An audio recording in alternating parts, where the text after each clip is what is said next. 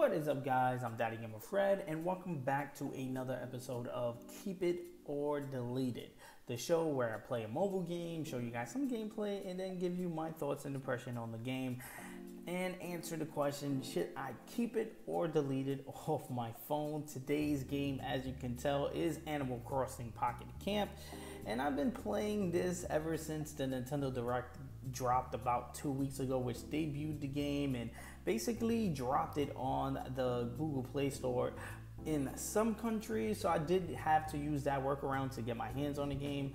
And again, I had about 2 weeks of the game.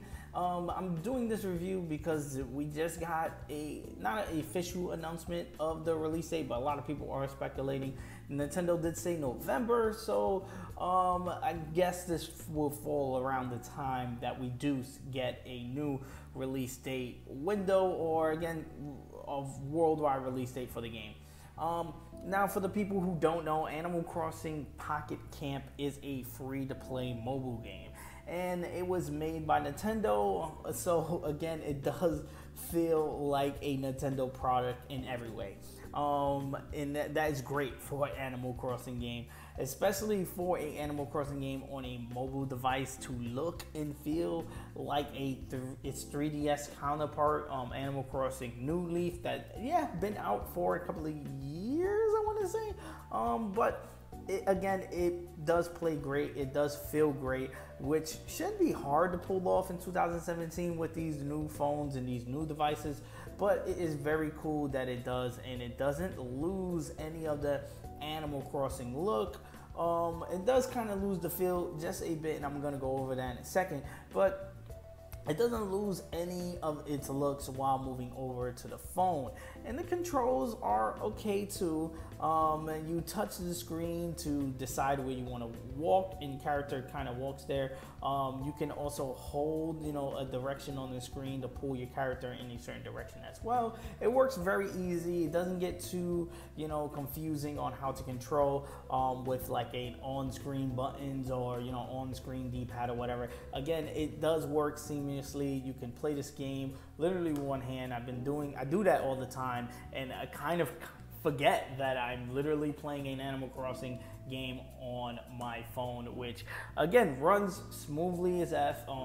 There's only a couple of things that hinges my experience, and to me that would be the loading times of traveling to one zone to another zone, because that is the greatest thing that works against Animal Crossing Pocket Camp is the fact that it's not a open world. You have these little sections of worlds that you can travel through using your camper RV. You don't really need to go to the camper to travel. You just tap your map and then you pick a world that you want to jump into.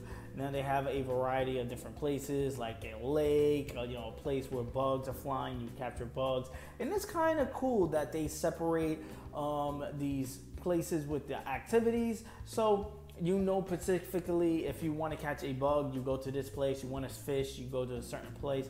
And that is kind of cool, so you don't have to, like in previous Animal Crossing games, when you see a random bug, you can pull out your net and catch it. Or, this makes it so you have to go to specific spots to capture them, and that's okay. I don't mind that, and certain items being exclusive to certain areas. Again, I don't mind that at all. To me, the loading times is what does get in the way of it. I am playing it on a Samsung Galaxy S7, so that maybe have a issue to, as far as playing wise. If you're playing on a newer device, you probably won't see loading times come up as a factor. And again, it doesn't take away from the great experience that I was having or am having currently with Animal Crossing Pocket Camp. There's one thing I do want to get across is that if you want Animal Crossing on a mobile device, this is definitely the best thing that we're gonna get, because it does feel like Animal Crossing. You collect bugs, you fish, you talk to animals, you become their friends, they come to your campsite, which isn't a new thing. I should talk about the campsite, right? The campsite is basically your house, per se. It's a place where you can edit and customize an area. Now you can customize the campsite, you can customize the inside of your RV as well. and you can add features like give your RV a, you know, painting on the outside, or even give it a second floor, and, you know, extend the length of the RV and stuff like that, which is pretty cool. To me, where this game lives and dies on is the fact that you have to interact with these animals. Again, just like in Animal Crossing, you have to fill these requests, give these requests, and mind you, the first couple of times, you know, doing these requests, it does feel cool, does feel fun, does feel rewarding.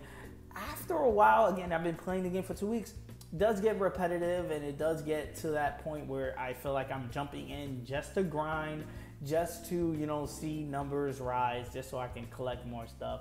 And customize more stuff. Yeah, I do customize. That's the thing about this. The customization on Animal Crossing does feel real good to do, and does feel real rewarding. I literally jump in every day just to change my character's wardrobe so he can have a different outfit on for the day, which to some people might be weird as F, but it feels perfect and feels fitting to do in an Animal Crossing game. It being seconds away from you, literally on your phone. It doesn't feel too taxing to pull out, you know, the Nintendo 3DS to actually play Animal Crossing, which I usually do a lot anyway for Animal Crossing New Leaf. But again, this being a totally different beast, a totally different way to look at Animal Crossing, it's a totally refreshing, you know, getaway. For anyone who is thinking about Animal Crossing Pocket Camp and their thoughts on whether or not to, you know, to jump in, to sink in your time, it's a free-to-play game. What do you have to lose? I mean, there is microtransactions that are